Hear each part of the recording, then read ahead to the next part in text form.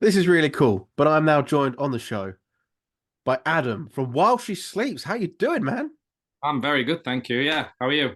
I'm really good. Wow, I say that. I've got a massive cold I've had 2 weeks, but we won't go into that because it's Right. boring. But Yeah, besides that, I'm good.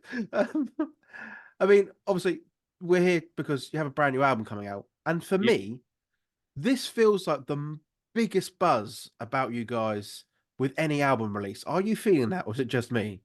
yeah. No, I think we feel the same. I think we think this is our kind of best work we've done. Every time everything it gets different each time you do an album because it's a different part of your life that you kind of putting onto a record. But we're feeling really good at the minute, and yeah, it kind of hopefully that reflects in the music. Yeah, there really does seem to be a big hype, especially since you released Self Hell. As soon as that came out, everyone was like, "Yes, this is Yeah. amazing."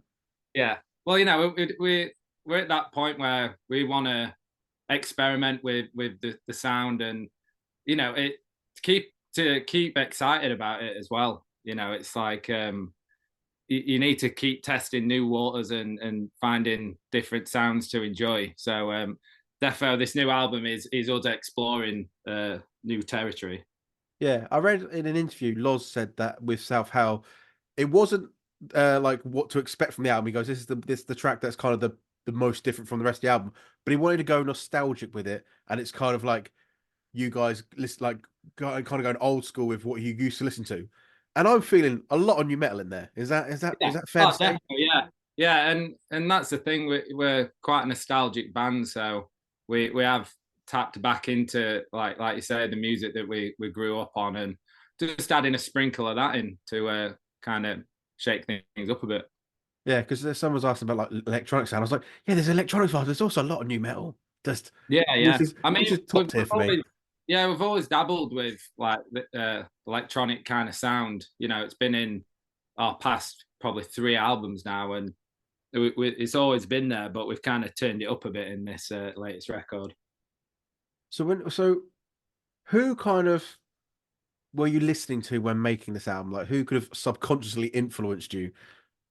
I think well, there's just a whole five different guys listening to different music, so there's a lot of different music going around. But I definitely think Gorillaz was almost a key band. We were almost playing at the time of jamming stuff. But yeah, there's a whole load of different music, and it really is a vast kind of array of different artists. So it's all clumped down into this like inspiration that we take.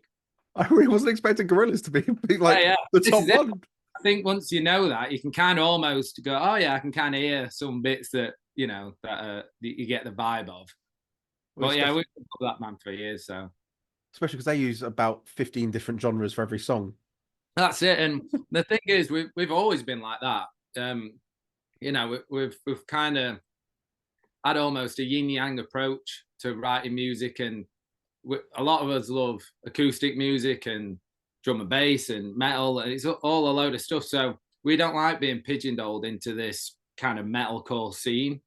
So we really like to just push it and go, no, on this track we're gonna do more of an anthemic kind of sound, and then the next one's gonna be fucking really heavy, and so like when you do release singles, people only see that snippet of what you're releasing, obviously. So without hearing the full collective album, it's hard to make a judgment, I think. So, I get it when people are like, oh, this one's a bit different, but then, we'll put To the Flowers out, and that might be the right song for them. So Yeah. I don't think you're ever going to please everyone, but once you kind of hear the body of work as a whole, it'll hopefully make sense.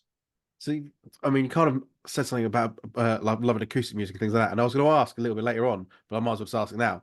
Obviously, you've got a run of acoustic shows coming up, including a church in Kingston, which is Yeah. just awesome.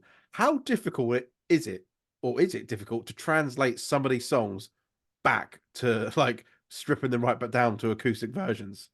Some are easier than others. Some kind of just kind of happen like really organically. It just so happens that that song translates quite well into a like a more of an alternative like song. But some are quite tricky to to break down, and we end up kind of writing new melodies that fit into a different song. So yeah, it is a bit of a challenge, but we kind of like that challenge, and we've been working quite hard at making this set quite unique. And it's not just acoustic; it's just I'm playing piano on quite a lot of the tracks, and it's and we're still using electric guitars and stuff, and then some we're using acoustic. So it'll be quite different.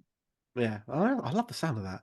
Well, Yeah. so have any of the songs that you've like you said playing piano there and like acoustic things? So have any of the songs ever started off that way and then built their way up to be massive Yeah, like a tracks? lot of the times demos do start more in a chilled sense, or even someone just playing acoustic, at their house or whatever, just recording it on the phone, and then we'll bring that into the studio and then kind of amp it up and really turn it up a bit. But yeah, I mean, a lot of the songs I kind of write, I write on my piano, and they're almost soft songs at the beginning, and then I'll take it in. I'll be like, lads, like we need to turn this into a big chorus kind of thing. So yeah, generally a lot of times the demo does sound dramatically different to the finished track. Yeah, I love that. So obviously with the new album, what is your favorite riff on the album? Hmm, interesting on that. Uh, I don't know. There's so well, I think the soul. I guess it's not as riffy as what you'd probably want to hear, but I guess "Leave Me Alone" is one of the like heaviest riffs, I guess, on the beginning. But then yeah, I like "To the Flowers" kind of lead. That always does it for me. So yeah, there's loads really. It's quite hard to choose.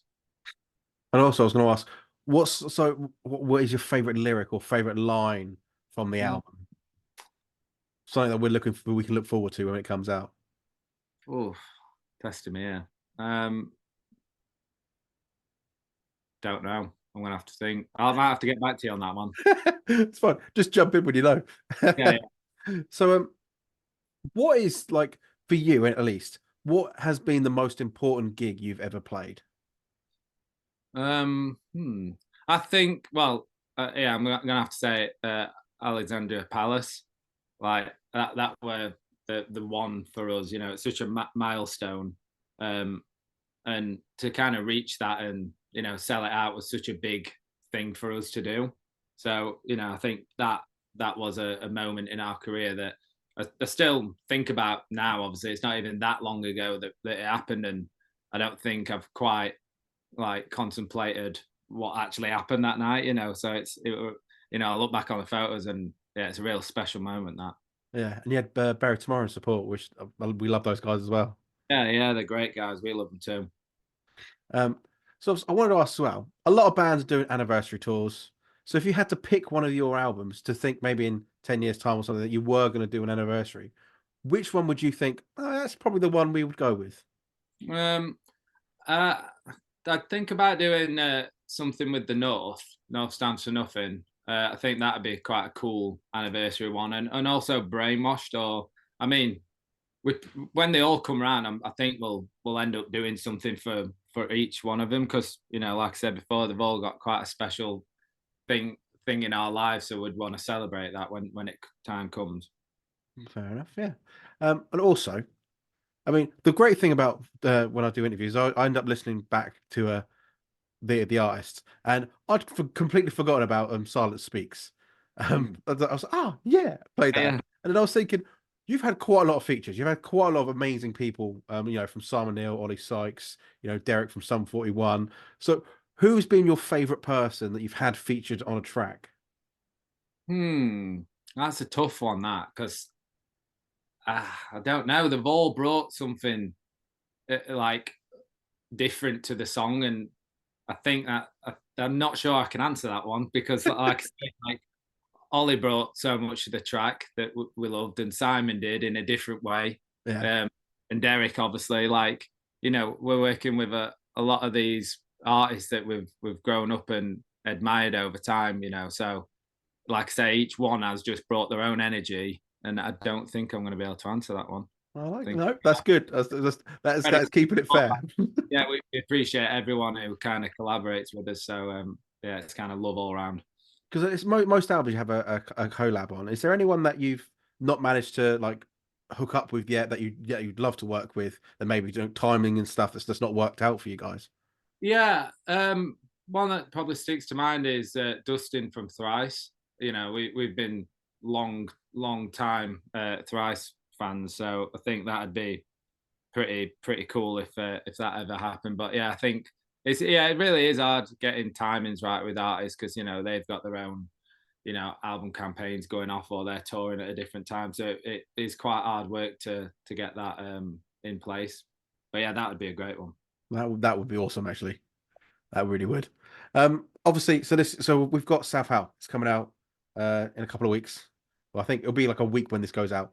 Um, so what should we be most excited about for this album? Because obviously we've had South Hal, we've had To the Flowers, both amazing tracks, both very different as well. Hmm. But I love them both. What should be the thing that we were like, yes, this is going to be awesome? I don't know. I think it's subject to what the fan is also listening to as well. So it's all good me saying this is going to be amazing. This is going to be jam packed full of different tunes, but it really does come down to a personal preference of the listener. So whatever they're going through at some point in their life, that'll reflect with the music. But all I can say is we've put our heart into this, and there's a lot of different tracks that represent different times in our life that we've gone through, and every track we've worked so hard on kind of telling a story. So yeah, the whole thing is just a journey, and we want people to kind of go through that journey with us and hopefully reflect off that onto their own life. Well, I mean, that's one of the main reasons why I love music. I love that connection you can get with someone that you've Yeah, never met, you never know, but that's it. Yeah, no, it's pretty powerful. yeah. Um, Actually, going on that sort of line, then, who's like one of your favorite songwriters of all time? Like someone that you like every single track they write, you're like, yes, I completely get that vibe. I understand what's going on. Hmm. Um, Well, I'm a big fan of Dallas Green. City in Color and Alexis on Fire. So he's always really spoke to me, and like I've always connected with him over the years and through his albums with City in Color and also Alexis on Fire. Like just such great guys and great bands. So I think as a songwriter, for me, I'd put him up there. Yeah, I think "Hello, I'm in Delaware" is one of my favorite songs of all time. Yeah, it's a great tune. And I've seen him once, and I was really proud of that because it was a small little the Wedgwood Rooms in Portsmouth, which is like 400 cap, and it Yeah, yeah. just seemed So perfect. saw him recently in Manchester, and yeah, he smashes it. It's great. Yeah, yeah, and like Alexis on Fire as well is just amazing. Yeah, And his voice oh, is just like, oh, I mean, that going back to that question of guests, I mean, that would be one that I'd absolutely peak off if that ever happened. But yeah, no, we love Alexa on Fire. They've been also like you know, such we've just followed them throughout their career, and we're massive fans of them as well. yeah. So obviously, so we've got the album coming out. We've obviously got Download coming up. What else is in the pipeline for 2024 for you guys? It's hard to know what we've We're allowed to say. yeah we'll put out. It's kind of the same thing that we strive to do every album campaign is just book a load of shows and play festival runs, and yeah, just get out and promote the music and the message as much as we can. We've got uh, we've got like a Sleep Society listening party this weekend for the album, so that'll be really cool. Then obviously we've got the in-store shows, and then I think we go straight into, I think it's in Pericon Festival first, and then we do the in-store shows. So yeah, we're busy now, and we're booking stuff up for the end of the year and also next year. So yeah, it's non-stop from now. See, yeah. So with like the festival sort of thing, like it's playing, say, playing Download. Do you actually get much time at Download, or is it very much a case of you go in, you maybe do a couple of interviews, you do your set, and then you have to go off because you're going to say Germany or Europe to do another festival? Really depends on your schedule. A lot of the times it is kind of get in there, have enough time to kind of settle in, get your gear set up. Yeah, do some press, warm up, play the show, and yeah, yeah, like I said, it depends on where you're going to be the next day. Sometimes we ain't got to be anywhere, so we can kind of stay and enjoy the rest of the festival, and we'll either stay in a hotel or drive back or something. But a lot of the times it is scheduled that, you know, we'll get to kind of stay till the end and then straight in a van to airport or something or whatever. So yeah, it's always a bit different, but we do try and enjoy the places that we're at as long as we can. Cool. We're yeah, we're defo always striving to stay a bit later. Yeah, and get to catch some bands. Do you ever Yeah, get to catch too many bands, or is it a case of you can maybe get one or two? yeah. I mean, depends. Like when you're on the festival run, it's like anything. Grass is greener, in it. Like you say, you've done a fair few months of festival run, you end up being like, oh, I want to play a club show again. Like you kind of miss the other side of it. But then when you've done, you know, X amount of months of club shows, you kind of gagging to do festivals. So it's this yin yang kind of thing of back and forth. But it's cool because it keeps it exciting. I think if it was just one all the time, you'd get, you know, a bit complacent with it. But yeah, it's wicked. Yeah, because there's got is how different is the feeling? So when you walk out, download is what like 50, 60,000 people just endless in the crowd, and obviously you got Ali Pali, massive, like 10,000 people still, but it's enclosed. So is there like a massive difference in that feeling or not? There is, yeah. For me personally, also like lighting is quite a big thing. So sometimes if you're playing in the day, you know, that can just change your vibe of a show. Which there is a lot of times I enjoy playing in you know with the sun shining on you and stuff. There's something cool about that. But then I think if I had to choose, I do prefer playing in a darker setting because obviously you get, you know, there's lights that get involved then, and just there is something about it, you know. We've grown up playing club shows, so I think that's why we generally like that setting. But yeah, I mean, every festival is different, different layout, different crowds, and you know, different countries have different, you know, style fans that like the music in a different way. So it totally changes everywhere you go. But you know, we love that change. Yeah. I mean, it's amazing. So with festivals, if you had to pick like your dream festival lineup that you guys could appear on, who would also be on the bill? Just like maybe three or four bands you'd love to be playing alongside with that maybe you haven't already. Um, Tough one. I don't know because if I chuck Thrice on there just because I love them. You know, and then I put probably Bring Me an Architects on just because they're good dudes. I mean, yeah, it's tough one. You know, Partway, all these bands they're great. I think as a lineup, it'd be quite a strong one. Yeah, I mean, yeah, if you guys thrice architects and bring me, that would be one hell of a show. That's Oh like a yeah, monster yeah, lineup right there. yeah. Need to make it happen. Right. Yeah, so obviously, yeah, we've got the album. It's coming out very soon. The acoustic tour, I think it's all sold out, hasn't it? I think Yeah, yeah, I that's believe that's so. all Yeah, gone. that'd Um, be and then we've got cool. download, and then I mean, obviously touring at some point, and hopefully some UK shows at some point. Yeah, yeah. Um, yeah, so is that kind of that's 2024 summed up, and is that also bleeding into 2025 as well? Yeah, defo. Yeah, and there'll just be other stuff that we'll be doing throughout that time. You know, we're always kind of cooking things up to be like, should we do this? You know, different kind of ideas to keep things fresh. So, no doubt throughout the end of throughout this year, there'll be cool special things we'll be announcing and yeah, but yeah, it's going to be busy. I like that. So there is cool things in the pipework that you know, Yeah, but you just can't say. yeah, there always is. You know, we find it hard to kind of settle down and just play shows and stuff. So we like to keep it fresh and exciting for us as well as the fans. Yeah. I mean, yeah, I'm really looking forward to South Howl. I mean, the singles we've had so far, South Howl and To the Flowers, have both been awesome. I mean, South Howl is just on constantly on repeat because Oh, it, thank it you, does dude. take me back to my youth, that track. Oh, that's Um, amazing. and I love it. And then we've got the album, and looking forward to that. And hopefully we're going to be at download. So hopefully we'll Yeah, catch you there. yeah. Yeah, and it's just going to be a great year for you guys. So thank you so much, Adam, for joining us on the show.